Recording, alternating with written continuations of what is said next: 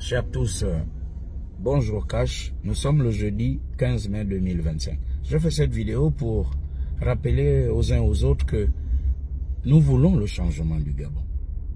Nous voulons que le Gabon change. Mais ne disons pas changement avec la bouche et dans les actes de tous les jours, on est contre le changement. Parce que c'est ce qui se passe au Gabon. Tout le monde veut que le Gabon change, mais on ne veut pas qu'on change soi-même.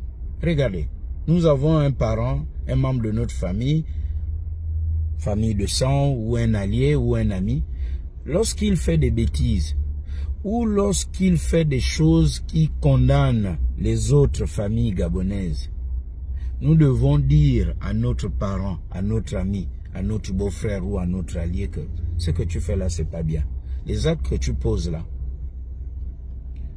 créent le malheur ou créent la pauvreté au sein des familles gabonaises.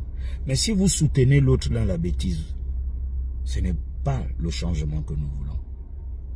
Regardez, aujourd'hui, tout porte à croire que les Gabonais, quand ils vont à l'école, il a terminé l'école, il sort de là diplômé, il est affecté ou il est promu aux responsabilités.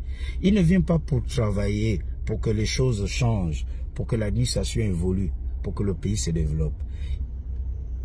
Il donne l'impression, il au pluriel ou elle donne de plus en plus l'impression que ils ou elles sont allés à l'école pour apprendre à voler l'État, pour se servir eux-mêmes. Comme a dit Pierre Claver à Kenenge, le ventre, ton ventre est ton premier ennemi. On oublie tout ce qu'on est allé apprendre à l'école, on oublie le développement du Gabon. Et ce sont les mêmes, vous les entendrez au quartier, ah, le changement là, quand je vois là, Oligui là, il va même faire quoi? Ça a commencé, non? Vous avez vu que ça a changé, quoi. Ce sont les mêmes qui torpillent le pays. Comme si le président seul doit changer le Gabon par décret. Après un conseil des ministres, décret. Oligui Nguema a décidé que le Gabon a changé. Nous sommes dans le changement. Mais non. Regardez. De plus en plus, vous entendrez ces personnes dire « Ah, moi, je suis proche des beaux-frères d'Oligui Nguema. » Du côté de ses épouses ou parce qu'on épouse dans la famille d'Oligui Nguema. Moi, je suis proche ou je suis un membre de la famille du père d'Oligui Nguema. Moi, je suis un membre de la famille de la mère d'Oligui Nguema, le président de la République, chef de l'État, chef du gouvernement. Donc, nous sommes aussi des mini-chefs de l'État, chefs du gouvernement. Les problèmes qui se passent au quartier des terrains, ils sont là-dedans. Les problèmes de tontine, elles sont là-dedans, avec le nom du président de la République. Et d'ailleurs, bon, ne t'en fais pas. Je vais informer le président, j'ai son WhatsApp. Un pays ne fonctionne pas comme ça. Vous êtes en train d'affaiblir l'autorité du président de la République. Parce que là, les 94% du plébiscite là, il ne faut pas que ça se retourne contre lui. C'est un être humain, il ne peut pas être partout à la fois. Ce n'est pas possible. Regardez, la pension retraite. Nous avons tous dénoncé la maltraitance des retraités au Gabon. Il a fallu attendre le 30 août, Oligui Nguema et ses frères d'armes avec le CTRI, pour voir nos papas et mamans retraités qui ont été au service de l'État être restaurés. Mais il y a encore des Gabonais qui sont allés à l'école, qui estiment que non, il faut voler l'argent là.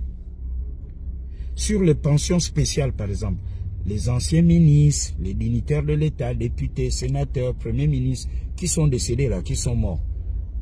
Ils créent des pensions pour ces orphelins là, pour aller prendre de l'argent.